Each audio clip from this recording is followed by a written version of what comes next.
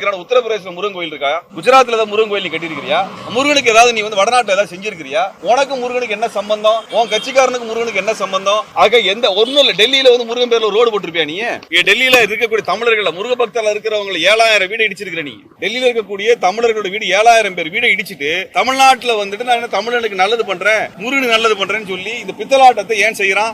அதே மதுரையில தமிழர்கள் ஆயிரம் ஆண்டுகளாக வளர்ந்து நாம இங்க நாகரிகத்தை வளர்த்த கீழடியில அவ்வளவு ஆதாரம் இருக்குது. அந்த ஆதாரத்தினுடைய அறிக்கைகள் வெளியில வந்ததுன்னா உலக அளவில் பழம்பெரும் நாகரிகங்களில் தமிழர் நாகரிகமும் மதுரை வைகை ஆற்றுக்கரையினுடைய நாகரிகமும் இந்த மதுரை மக்களுக்கு பெருமை சேர்க்கக்கூடிய அந்த கீழடி அறிக்கையை ஏன் இது வரைக்கும் வெளியிடல? அமித்ஷா நேற்றுக்கு பேசுறாரு. நம்ம அமித்ஷாவை பார்த்து கேட்போம், பிஜேபி தலைவரை பார்த்து கேட்போம். கீழடி என்கின்ற மதுரையினுடைய நாகரிகத்தின் தொட்டிலாக அறியப்படுகின்ற அந்த பெருமை மிகுந்த தமிழனுடைய பெருமையை பேசுகின்ற அந்த கீழடி அகழாய்வினுடைய அறிக்கையை ஏன் பிஜேபி வெளியிடாமல் தடுத்து வைத்திருக்கிறது?